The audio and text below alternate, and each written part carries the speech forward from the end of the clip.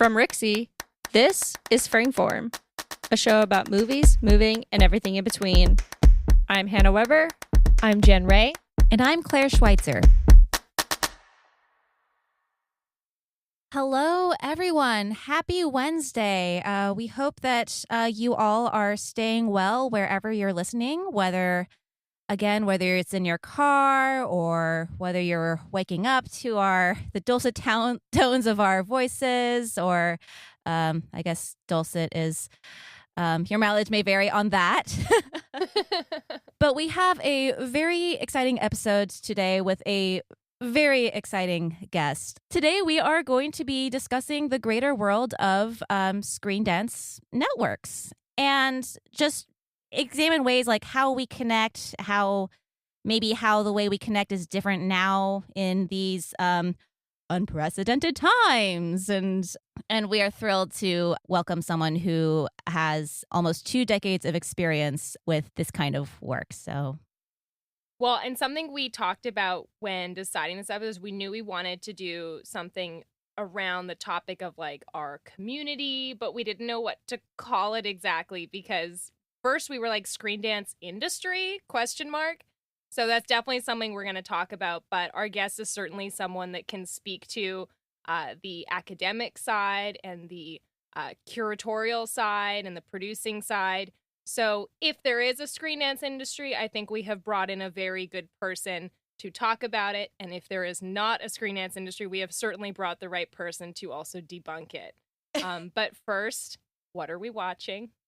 I watched a really great movie last night. It's been a while. I honestly have to say it has been a while since I've watched a film that has given me so much joy. I've watched a lot of stuff, but this one was something that just made me so happy. If you haven't seen it, it's also on HBO Max, and it is Babette's Feast. I have not seen this. I have heard of that, and I am intrigued. It is an amazing movie. It's 1987 Danish film, directed by Gabriel Axel, and it's Danish, Swedish, French. It's about this small little town in like very desolate on the water, and these people in their community are good to one another and very religious, and people go in and out but don't really stick around. And then this woman, Babette, shows up, and she is given a place for home during the Civil War in France. I can't remember what year it takes place at the top of my head, but it's definitely like the early like 1800s. And she comes from France, stays in this small little Danish town, and basically she wins the lottery and cooks this amazing feast for the town. And she comes to the town and she doesn't get paid to do anything but cook. She was like, I'll work for free. I just need somewhere to live.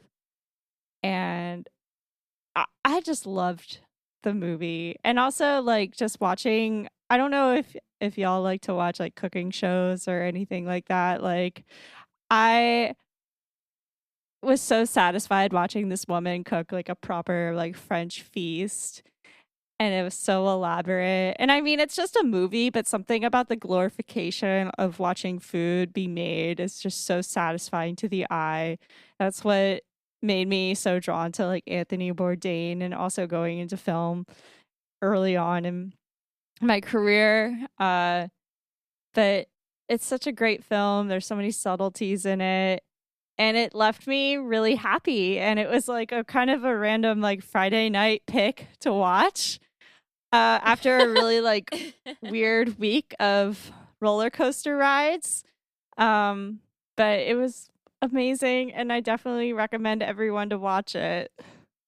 I rewatched There's Something About Mary yesterday. What? Which is still like the best rom-com.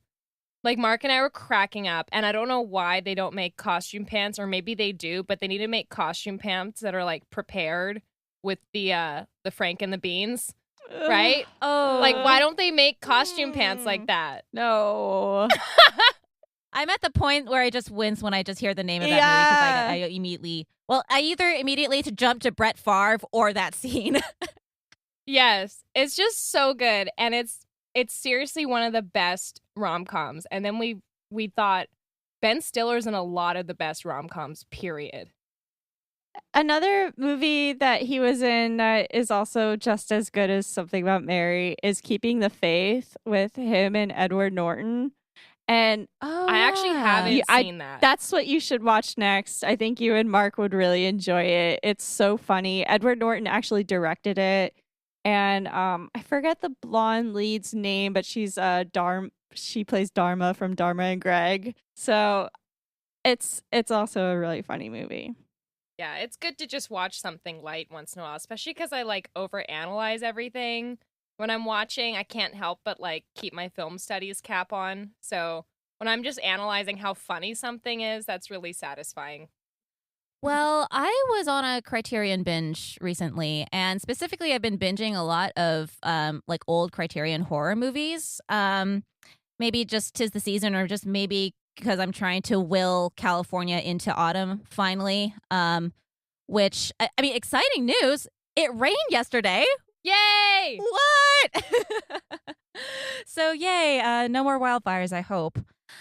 Yeah, but I was watching a few interesting horror movies, and one of them is a movie called Kuroneko from Japan. And Kuroneko literally translates to black cat. And it's a really interesting film. Came out, I think, 1968. It's about two women in sort of feudal Japan who are murdered by samurais and are reincarnated. I guess I'm not sure if reincarnated is the right word, but they turn into these spirits who lure these samurai into their home, and then once the samurai are in their home, they turn into cats and kill the samurai. All right. So, anyone who knows me, if I'm wearing my cat earrings for this specific occasion. It's actually a really lovely movie and a really lovely atmospheric movie, and it incorporates a lot of like kabuki dance. So during the moments when the men, one of the women turns into the cat and gets a meal out of the man, the other woman is doing a very almost a cat-like kabuki dance. So it's a really interesting use of dance in a film, and also interesting to see sort of like the Japanese new wave film evolving into like the late 60s eras too, and seeing like what elements of other filmic traditions find their way in. So Kuroneko, Black Cat, highly recommended. I would definitely want to watch that. I love Japanese film.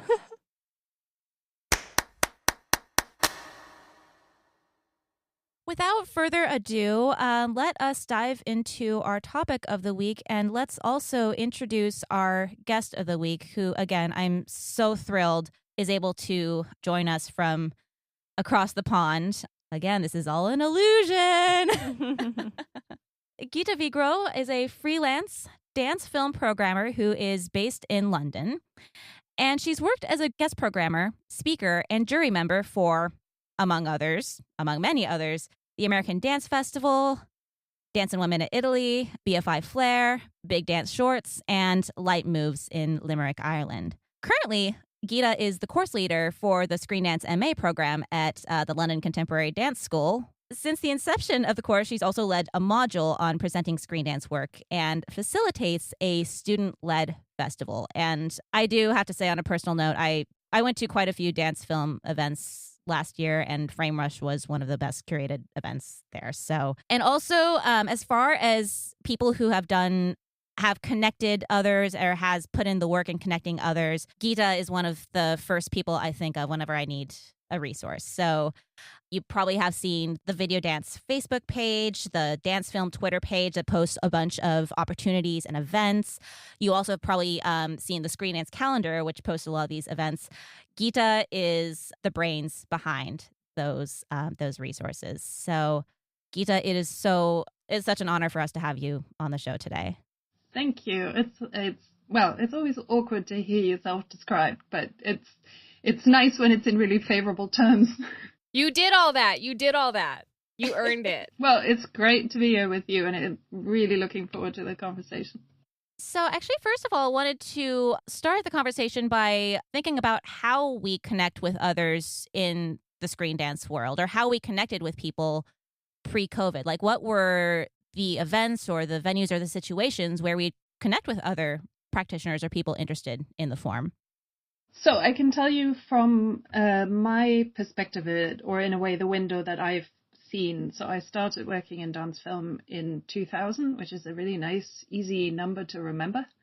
And I think for the first 12 or something years, one of the hubs in terms of festivals that would connect a lot of people was the IMZ festival, which was biennial and is now every 3 years, I think. And by virtue of the fact that IMZ had massive connections with broadcasters, which were, a source of money and a source of funding and a source of distribution, they attracted a lot of attention and they had some resource to put something on. It was, for those of us who were programming work, it was a must in the calendar because the submissions catalog was available to view in a massive videotheque. And, when I first went, that was VHS tapes. And you would go with a little chit and you could write down 3 films you wanted to see. The person who manning the library would hand them to you. You go off to your stations, you view them, you go back with a new chit for 3 more. And, it was very labor intensive, but it was extraordinary what resources they managed to corral for all of us to see as much international work as possible. Well, you're talking to 3 fans of physical media big time. So, I mean, when you say VHS, my ears perk up. Yes. The IMZ festival was really quite a collection of work and a collection of being able a connecting point to meet the artists, to meet other programmers. I made a lot of my personal, maybe some festivals that I would think of as an important one in terms of connections. But I think IMZ has changed a little bit because the broadcasting situation the landscape is very different. So it feels like things are shifting. I don't think that's a bad thing. I think change is good. Not always, but, some change is certainly welcome. And yeah, it feels more diffused now. But then, as you said, Claire, with the COVID situation, a lot of things going online, suddenly other opportunities have become so much more available. So, as a curator yourself, how have you navigated the changes this year? I know that some festivals have gone online, some festivals are online and paid, some are free. What did you personally decide to do with Leeds International Screen Dance Festival, and how has that experience been as a curator and a producer for you, given the whole COVID situation? I work on a number of festivals, and for each one, the answer is quite different. So for Leeds, because we are one strand in a larger festival, Leeds International Film Festival is the 2nd largest festival in the UK. I don't get to make the call. That is decided by Chris Fell, who's the director of the festival, and he in turn has to do what the government says. So we are not currently able to do in-person screenings, and so the lead screenings are going online. But for instance, Claire mentioned Frameform, which is curated by the students. So I'm there facilitating their process, but they are the ones who envision the festival and plan and execute the festival. And the date of the festival was, I think it ended up being literally 3 days before UK went into its first lockdown. Oh my God. And we could see this starting to emerge, and there were some of us who were in favor of trying to shift online because, it's not a massive festival. The capacity isn't huge because it's not an exercise in making the students pack a house. It's an exercise in thinking about curation and programming and exhibition and connection with an audience. And so it's not about achieving numbers or anything or getting a financial return. But we did do the festival live, and thank God it doesn't, we haven't had any reports that it was a contagious event, but it did feel really close to the wire and made me also very aware that people from different backgrounds and experiences with pandemics bring also a completely different set of knowledge to this and prior experience of this does not go well and we need to disinfect and we need to have masks and we need to, and and maybe this shouldn't be happening this way. Well, I'm really glad it worked out for the students. Yes, absolutely. And I think they pulled something off that was so incredibly difficult and required a huge number of really high level and complex decisions. So yeah, they did well.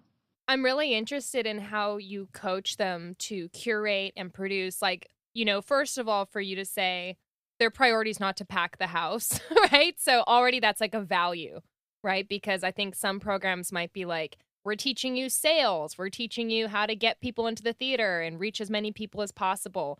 So what's your approach as you're coaching them to make this festival and to refine what their curatorial approach is? So the course has run for 2 years now. It's fairly new. And I think probably from the students' experience, they would say that I am a horrible taskmaster to say, no, you do need to market this. You can't just rely on, your mates coming. In order to think about, well, how the thing that interests me in that exercise is always how do we speak about dance film? And particularly because in both years, I think the students were interested in, so both cohorts were interested in reaching beyond an existing audience. And of course, we are familiar with how we speak to each other. We're not so familiar with speaking beyond our existing group. I do kind of make them do the marketing and to try and really engage with it, but not because I want them to have massive box office income, but because I want them to think about, well, what does that mean? And the reality that they experience is unfortunately the same reality that we all experience, is that it would be really nice to spend some good time really thinking about our wording. And instead you're thinking, I have 27 things to do. I have half an hour to do them. I have to write a tweet.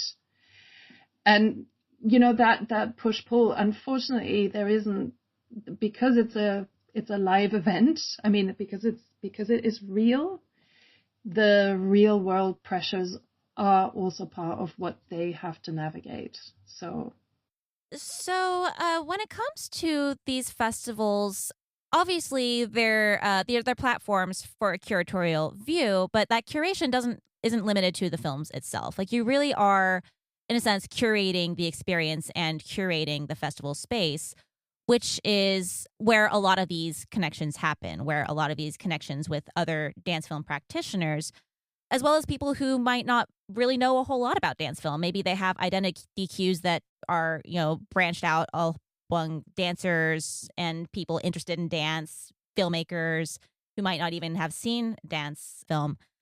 What kind of spaces facilitate these connections? And I know that you have an emphasis, or that you really have the students practice marketing, but do you offer any insight as to how to construct the space of the festival and how to construct a space where connections are facilitated? Yeah, I think this is interesting also, again, with across the different festivals that I work on and then also the festivals that I've visited. And I think some festivals have an easier time than others. Part of it is, and this is thinking pre-COVID, is just filmmakers being able to attend, which usually has something to do with, are you from a country that has travel budgets for artists who are presenting their film, or are you from one that says, well, it's nice that you made this, but you're on your own? So who can be there is always really crucial for that, and who can't be there, and how can we use the resources we have to make that, to open this up into something that's more available, I guess, for a wider range of people. And I think there are, in the back in the midst of time when I worked on Dance on Screen, which was a big London dance film festival that was also based at the Place, just thinking about that festival in hosted in that very same building, and the Framerush Festival, which is smaller intentionally also, that very same physical space behaves differently depending on which studio space do you have access to. Is the bar part of your event or part of something else that's going on in the theater? How does the audience flow through the event? Is the back door open for people to come in and or go out and have a smoke and come back? And the physical space makes a huge difference for a lot of events, I think. Like when you go to Cinedance, which is at the Eye in Amsterdam, which is a dedicated film museum, everyone is in that one place. And it's actually because you have to take the little ferry across the ice. People aren't really a flight risk. You're all going to be hunkered together. Whereas in the olden days, when Cinedance was spread across several venues, you'd splinter a bit more. That can also mean that you have an opportunity to really chat with someone because three of you are hungry and you're going to go hunt for food. And, there are so many really practical layers to this. Obviously there's probably a more thoughtful answer in there in terms of how you construct an experience. But right now, for some reason, my brain is really going to the physical spaces, and maybe that's because I haven't been in one for a really long time. I feel ya. No, I was just thinking you guys have attended different festivals too, and it's kind of, collating what works in what way, because I think there are a few things that don't work at all, and there are different things that work differently depending on what you're trying to achieve. Well, there's two things you touched on that I think are really massive for me. One is the sort of producer role and the involvement of an arts organization or a government funding. There are a lot of festivals that are sort of those, I would call them a more like institutional festival if it's something that is related to, they have government funding, whether it's state or provincial or federal, and just kind of are more ingrained in those art institutions. And then there's these more like indie boutique brands, which is more my flavor. And personally, like I like being in that lane, but there's room for all these different nuances and different approaches. But I think a huge part of that is not just the resources that go towards these events, or even I'm sure we'll talk about like education as well. Of course, I definitely want to hear more about the place and about your work teaching. But a big part of this is like geographical hubs as well. We always see a huge number of films coming out of New York and Los Angeles. Like a lot of films coming out of San Francisco. San Francisco Dance Film Festival does a lot of great work cultivating that local community, commissioning works. It's interesting to see these internationally. I would say there's probably like maybe 5 or 6 like screen dance capitals. And I would say based on our conversation, like London is certainly one of them, just by virtue of actually having a program there, which we don't have in every single country and in every single major city. I mean, we're all talking about like hubs of like where these dances are coming from. And as a curator from the online side, I think that's where I feel most comfortable because of kind of like, Gita, what you were saying of like, sometimes people can't go to those festivals. And I've always been someone who has a million things going on and I can't go to those festivals, and I want things to be more accessible online.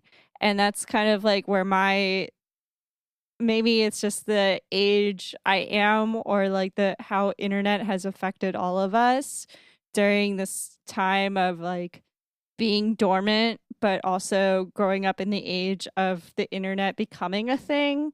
You've become more comfortable in your own little bubble, and you get to explore much more through the online database. But it's funny to see how things have transferred during this time of shelter in place, and just like, how do we become even closer to one another with the materials that we have in front of us.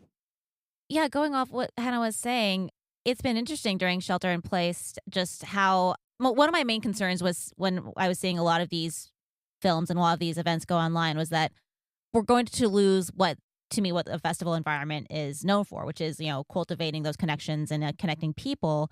But it's been interesting seeing the different ways that festivals have been able to do that, whether it's like a Zoom conference call or like a Zoom talk as a supplemental activity, or even if it's like a live chat during the festival itself. Like I remember Simon's Festival had a live stream along with a live chat. And to me, and particularly, I'm just mostly speaking in terms of American dance film festivals, this creates a huge bridge in that regard, because one of the beautiful things about Europe is that things are just so close to each other and things are so accessible. Like you can, I think we were talking, Gita, recently, that you can literally like pay £5 for a Ryanair flight to Paris as long as you only have like a Tesco bag's worth of stuff. But that sense of travel, that mobility isn't as easy in the States. Like unless you've traveled here, have had to drive through here. Like the distance between San Francisco and Los Angeles is basically the same as the distance between Glasgow and London. Like travel is hard, and like there's an incredible area like Virginia, North Carolina, DC that has a wealth of dance film going on that is quite frankly just very difficult to get to.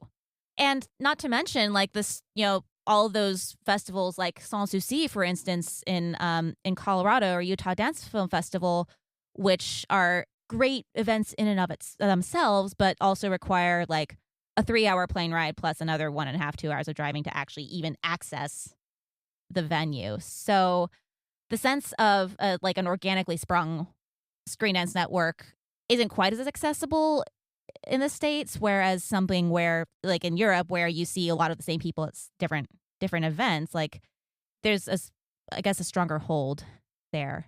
Well, part of the interesting thing with the US festivals is like, can we talk about just the sheer volume of them? The fact we're even naming like 10 festivals and being like, they're happening over here and over here. That says a lot about the entrepreneurial spirit and the fact that a lot of institutions here and organizations really do take dance film or screen dance seriously, which is awesome.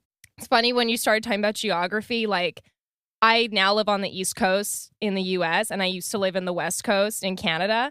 So anywhere else in the world, DMV means Department of Motor Vehicles, but here it means DC, Maryland, Virginia.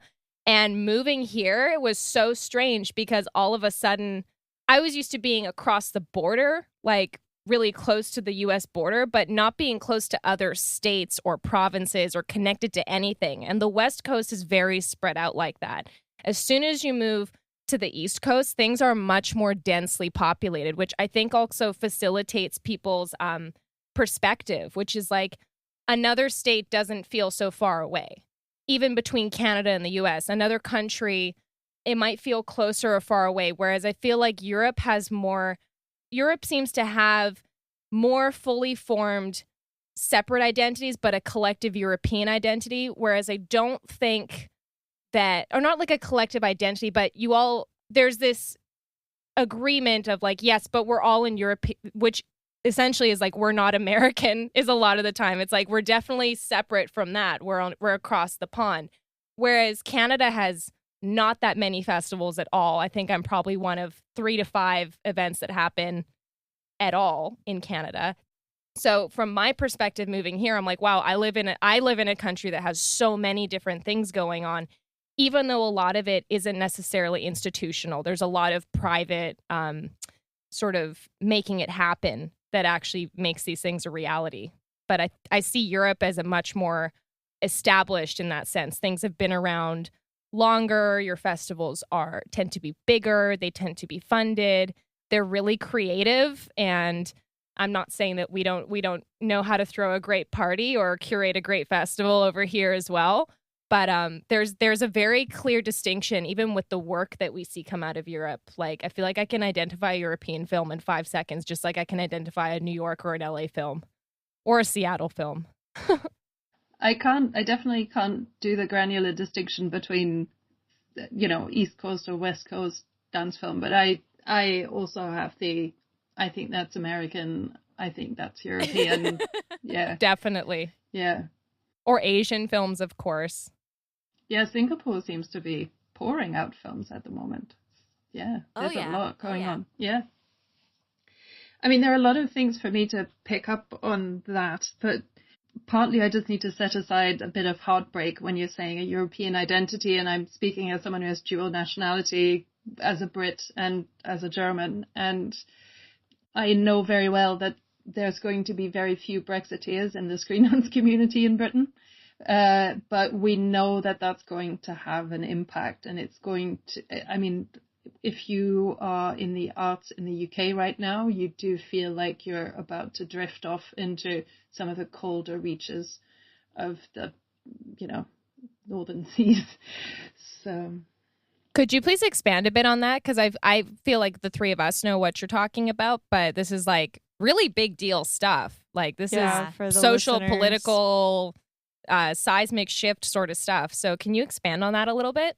well, I mean, the basics are that as of the 1st of January, we will have ended the transition period. That means that the last bit of tethering to the European Union that the UK has been part of since, I think, 1974. I should know this by heart. We're not judging. Yeah. So the European Union, one of the key factors for this is that it enables freedom of movement for all citizens of Europe. So when I decided, I grew up in Germany, which, my accent, also I want to explain, my accent will wave freely between Germany, Britain, and then living with an American. So no guarantees for how I sound. So one of the tenets, one of the four freedoms for all citizens of an EU country is that one of them is the freedom of movement, and you can go and study and go and work anywhere in the EU. So when I decided that I wanted to study, the two places that I looked at for my dance degree were the Netherlands and the UK. And I got offers from both. I decided to go to the UK. I traveled. I didn't need a visa. I didn't need anything. I got on a bus with a bag, and that was it. And this mobility, the ability to transfer between countries, to move, to exchange, to I can have a guest lecturer over from Italy. I don't need to go through 15,000 hoops to say, yes, this, we can't possibly find someone else with this experience in the UK. And that just enables a wider variety of voices. And I think that's going to impact things a lot. It's going to have an impact on academia, and a lot of artists' livelihood is supplemented by teaching or working in academia. And it is one of the places where artistic research happens. That's going to have an impact because universities will feel the financial impact, and anything that isn't particularly geared towards a profitable course is going to have a hard time. And then just access to funding, so EU cultural funding.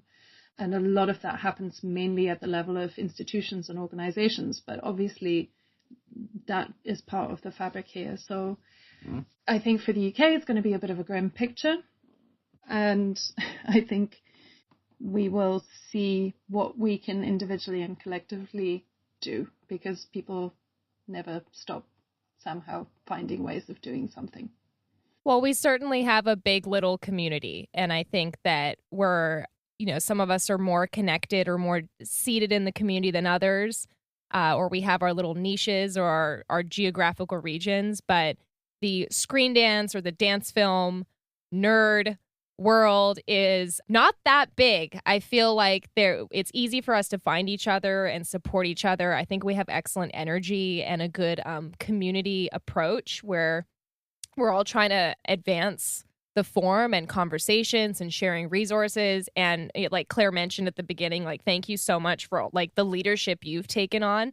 I think that's a real inspiration for people, because these things don't exist until someone has the idea and then actually does it, and you've actually put in the work to say like, okay, there isn't a single screen dance calendar that has all these resources in one place. That would be a good thing. There's multiple people that need this. Why don't we set it up?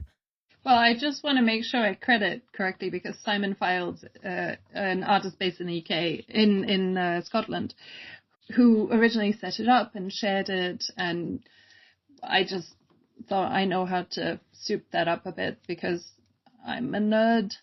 I feel like I also thanked him for the calendar, and then he like gave you credit. So I love how you two are like, no, it's all them. Like, but it's all lineages. So Claire's one of the people who works on maintaining it, and it's about trying to make sure that it's open source and that it rests not on the shoulders of one person, but on several of us. That also doesn't become a monolithic voice or one person's choice of anything.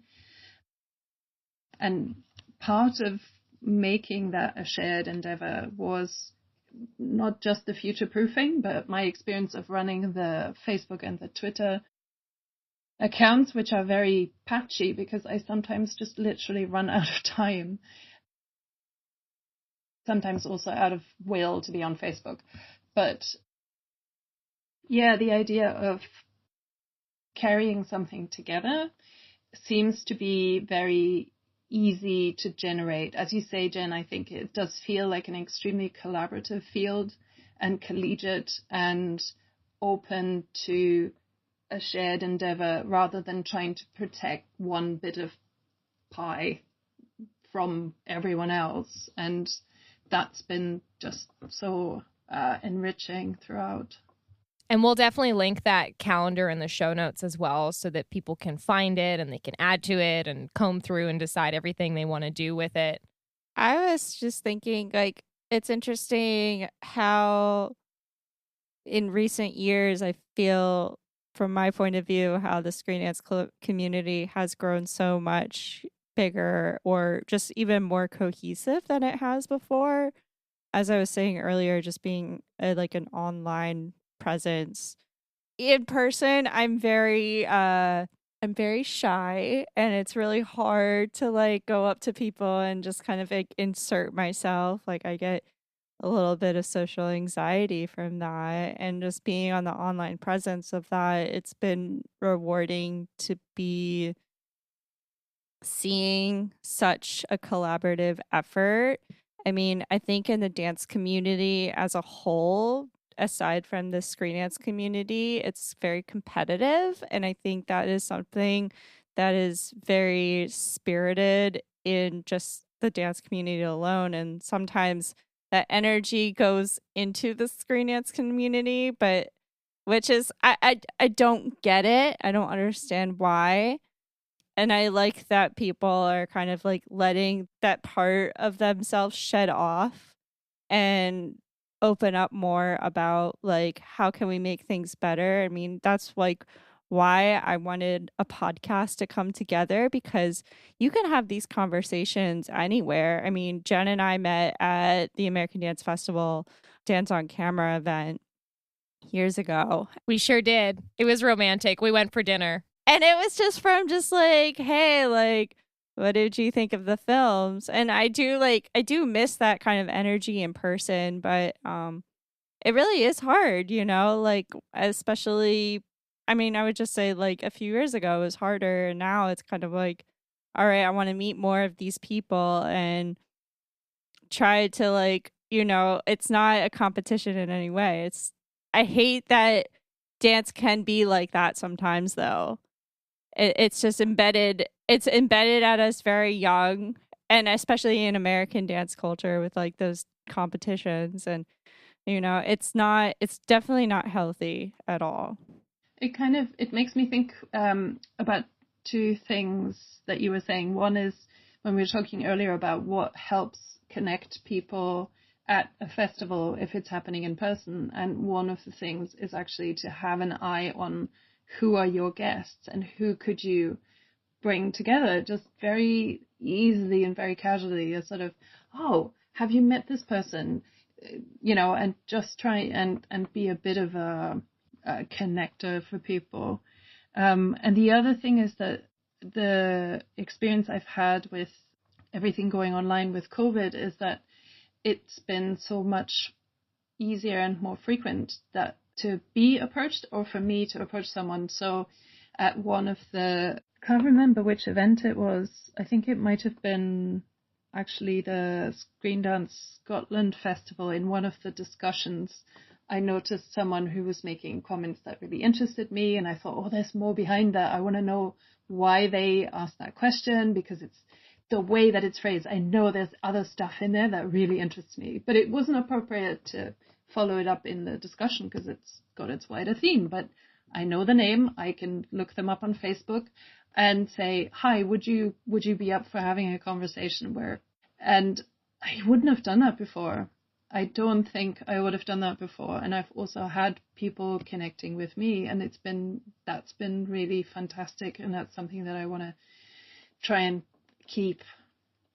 That's something I really struggle with because it's part of the bittersweet components of social media. At the same time, it makes it so easy to network. If we have any serious conversations on there, it's like you don't own your ideas anymore. I'm really, and this was before even watching The Social Dilemma. Like, I was watching interviews with Jaron Lanier. Like, I was on to this for a while. And that's something I really struggle with is like, okay, how do we maintain that connection without needing to attend a particular school or work at a particular place? How do we still connect online without having to rely on Facebook and Instagram, these platforms that I honestly don't particularly like or trust, but have certain benefits? And that's one reason why I love that there's just a Google Calendar, right? There's an open source Google Calendar. Not that Google's perfect either, but I mean, that one I've accepted. Google has my life. So are there any other resources or things that are happening online but off of social media that you're aware of that we could use to connect?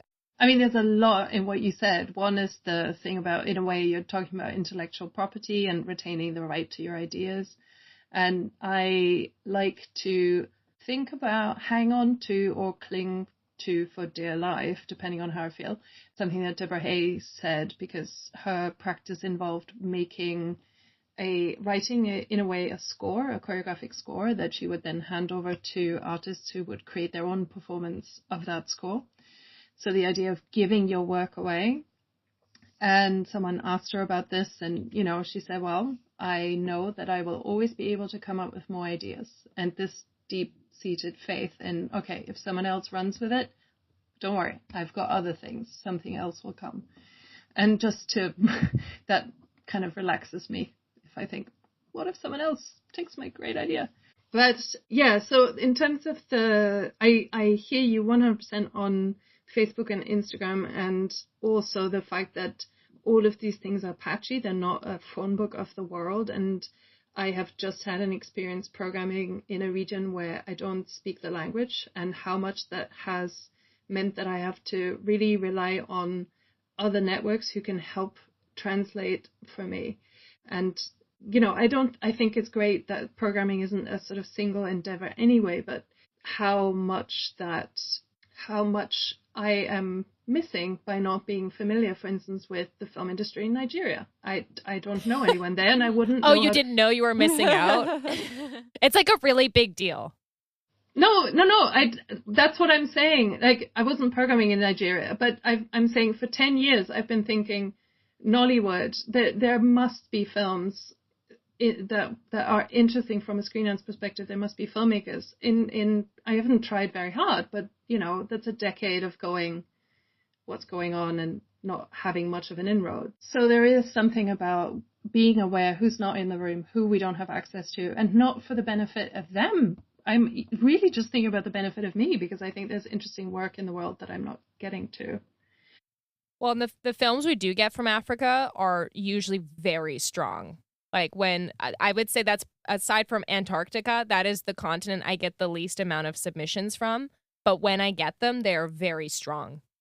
I find that a lot of the films that I see in submissions that are filmed in Africa are often created by artists who are based in France or Belgium, or countries that have a colonial history, and just introduces layers that it needs just a bit of research to be aware of what the materials I'm working with, and to understand what I'm working with and whose perspective I'm taking. What are your thoughts on like the future of the screendance festivals and workshops and there to come? from now forward? Just that. I know it's a big question. I mean, I want the weather forecast of like what we're expecting. I mean, it's just interesting because of like where we are now and what we have behind us, and just setting up new ways of technology and exploring, social climate through dance media. I mean, I have some ideas, but I'm wondering where do you think we are going in the direction that we're going? I mean, I just outsourced that question to three really excellent people. I was invited to put together a panel discussion for an organization in the UK called Southeast Dance, and that will be online shortly. I know that Claire, you attended as well. Hopefully that will be online also, depending on whenever someone listens to this, that it'll still be online. But basically, I asked Claudia Kappenberg and Marisa Zanotti and Kara Hagen to talk about this, because I think there isn't one single trajectory. I think this is certainly a moment of change in terms of exhibition across the arts and how we see work. And I don't think we're at the end of exploring that. And I think there'll be a number of different ways that it plays out. But one of the things you mentioned at the beginning was, how the shift online works. And one of the things that my pragmatic brain thinks about is charging people. Is it free? Is it charged? How do people make their money? And what that means about the financial structure and composition of festivals. And we've touched on the fact that funding is very different in different territories. So all of those things, I don't think I'm a great forecaster, because I usually don't find thinking about the future that interesting. I sometimes have to professionally, but I am really interested in looking at, well, what's around now and what isn't around, and what could I do, and what do I do with what I find around me. And I'm just much better at that than I am at going, there's the future, or, Yeah, so I'm a rubbish person to answer the question. Well, if you're always looking at the future, it's no use, because you do need to have some sort of grounding in the now. Yeah, live in the present. Way to be. I think it's presented some interesting challenges, and we devoted an episode to sort of pandemic vision of how the field is operating in the pandemic. And on one hand, it's putting a lot of questions as to the value of the work, and like you said, like, are we charging for this or are we not? And I think it's also changing the relationship artists have with their films as well, that they are probably going to be more selective about where they're going to go, because wait, if this is going to be online, then like it might be online for more than half the year, and then everyone's seen it, maybe no one's going to invest in it anymore. But it also has highlighted a lot of areas that I don't think people really see, or it has, put forward, a lot of events and a lot of perspectives that people haven't normally seen. Like, for instance, I keep going back to Sans Souci, which is a very unique festival in that the structure of it is a very unique one, because it typically takes place over the course of a few months, like usually like weekend events over the course of a few months. And since they've gone online, they've been able to expand that audience and really expand the audience to their curatorial philosophy, really. And it's been really interesting to see. But something that's been a constant conversation in Screendance is like, how do we expand this community? How do we expand this world outward? And we're, inadvertently seeing an expansion of the idea of Screendance, in that I think we were talking about yesterday, or talking about in the Southeast Dance panel, like, people are discovering Screendance, and, Mark Morris, like, oh my God, I can switch between spaces. What is this? Yeah. Yeah. The most recent Vanity Fair that I received, they actually had an ad for a Screendance film to watch, which I've never seen before. So it's, when you're saying people are discovering it, yeah, it's being, when we see these films being advertised, it's usually these bigger ballets that are, introducing, oh, this is something that exists. It's kind of like that gateway into the multiverse of Screendance. But again, it's like very bittersweet because it's kind of like when a dance video goes viral on Facebook and then your non-dance friends share it like 6 months after you've already seen it a million times.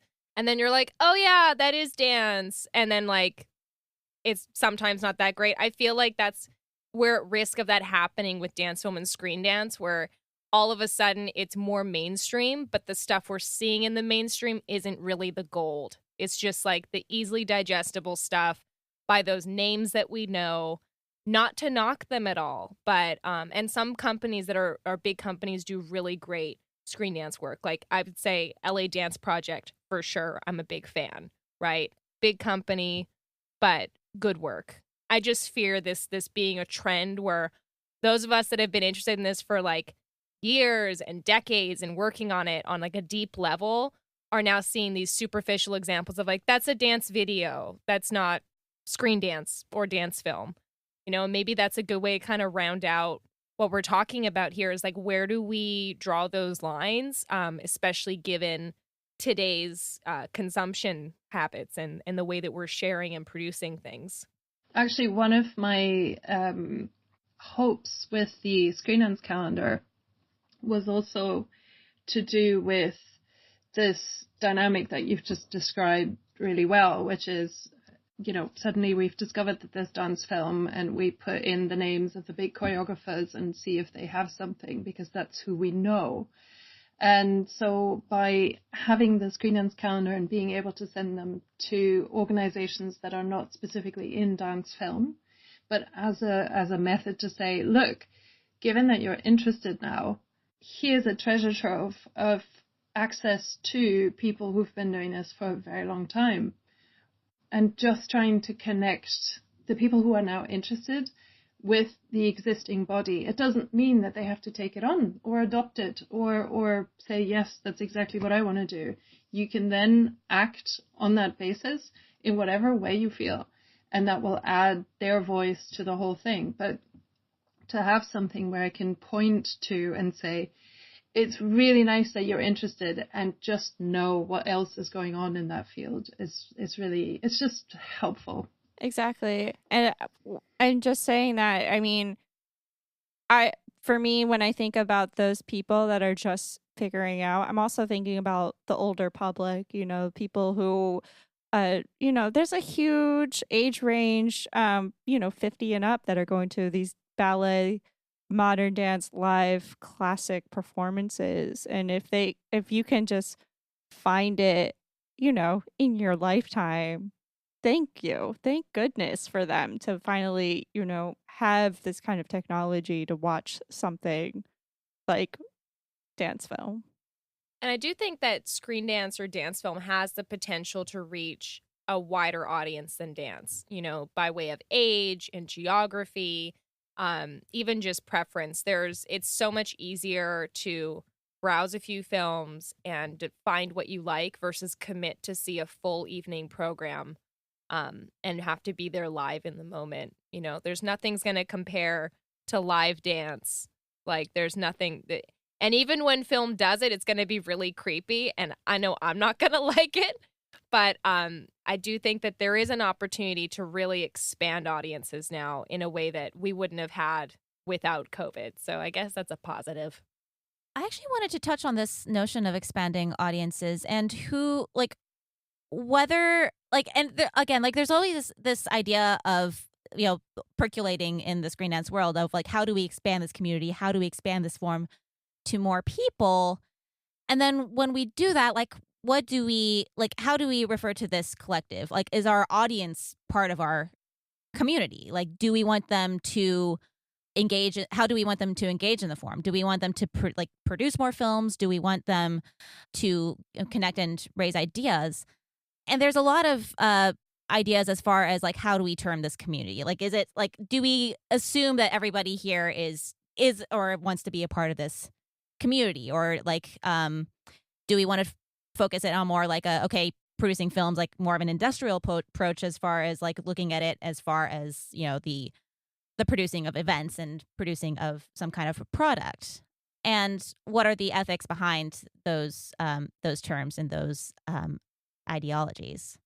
I think if there isn't enough, and this isn't my opinion necessarily. This isn't the way I want it to be, but I think if there's not a lot of funds circulating, you can't really call it an industry. Like if there aren't jobs, like if there aren't a lot of jobs, if it's really like people's passion projects, it's difficult to call it an industry. But there's a lot of people that very passionately take their projects seriously, and there are economics involved. It just might not be your primary job necessarily. And I find that we have a lot of interesting people that are like working in schools or teaching dance or doing other things in the field of dance and or film. And then this is part of their practice. So it's kind of like we really are like a hybrid community in a way. I always do the Venn diagram. Yeah, I always do a Venn diagram in my workshops where you have dance and cinema and that space in the middle, which I normally signify as purple. So it's like we're all in that purple space where there's that overlap. But maybe it's not an industry. I know Simon laughed and was like, it's definitely not an industry. Implies there's money. Yeah. There's structure, there's money, there's jobs, which there are, but I feel like it's much more of a project-based community initiative with serious academic, there's some structural things in place, but it's just, I feel like the after school component of it maybe isn't as developed, or definitely is not as developed as the dance industry or as the film industry separately are.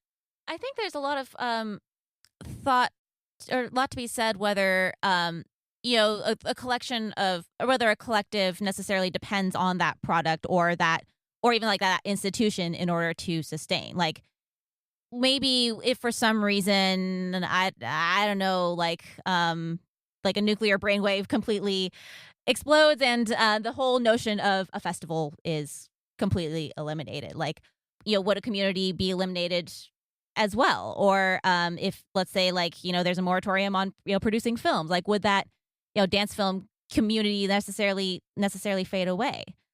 I mean, I think the thing with Screendance is that yes, the product helps facilitate that dialogue. Yes, the festivals help facilitate that dialogue, but they're usually the source for conversations and source for ideas that's spread way beyond those institutional bases or whatever comes out of them.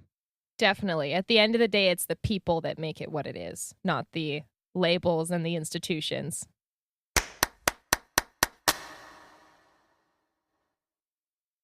Thank you so much, Gitta, for taking the time to join us. And I actually want to ask, what projects do you have going on right now? What's percolating in your mind at the moment?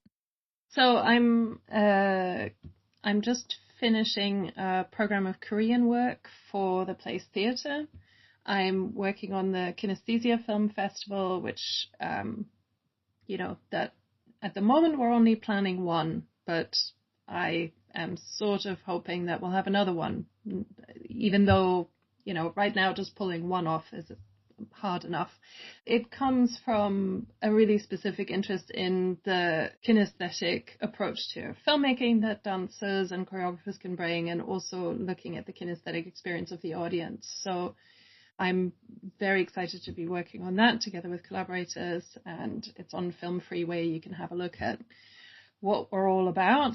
The Leeds Film Festival is coming up, and we're also having a networking event for UK students who submitted dance film works to be, one of the works will be selected to be a curtain raiser, and we had more interest than ever, partly due to the COVID situation. And we thought this would be a great opportunity to get all these different students and recent graduates together, because we don't have the travel problem. We can actually connect people who studied at different institutions, and it's such an opportunity. And I'm, trucking away on the calendar. The course is absorbing a lot of my time, and we've got the new intake of students coming in January. So, yeah, I'm fully entertained, I tell you. That's it? That's all you got going on? I forgot a few, but, the Southeast Dance conversations continue. The next one is on the 27th of November. And actually some of the conversations about this non-industry are going to come up there as well, because we're talking about the fact that, it's really hard to actually sustain yourself and get the resources to make the work you want to make. So yeah, no, there's a lot going on, and it is this dynamic of everyone's discovering screendance, and when people Google for names, then I'm one of the names that comes up. And so I'm having a lot of inquiries like, hi, I want to make a screendance. How do I distribute it? And I think, yeah, maybe just look at my website. But thank you so much for inviting me. And I could talk for another day about all of this. Well, we'll just have to have you on again. Yeah, for sure. Yeah, I'm up for that, for sure. That's our show. Thank you for joining us, Gitta. We appreciate you and your leadership in the field, industry, and the community. It was a pleasure talking to you. Thank you. Thanks for having me. If you're listening and there's someone you think that we should feature in our next episode or sometime in this series, email us at frameformpodcast@gmail.com. If you like what you're hearing, why don't you leave us a review on Apple Podcasts? It really helps us as a show. And also, why don't you share the podcast to other people? And if you want to follow us on Instagram to find out when our episodes are live, please follow us on Frameform Pod. That's Frameform POD. And please stay tuned for next week's episode. We're actually doing an interview with 2 filmmakers based in Vancouver, Canada. And that will be premiering next week on the show. Jen and Claire, thank you so much for, being here as always. And, well, I'll see you all next week.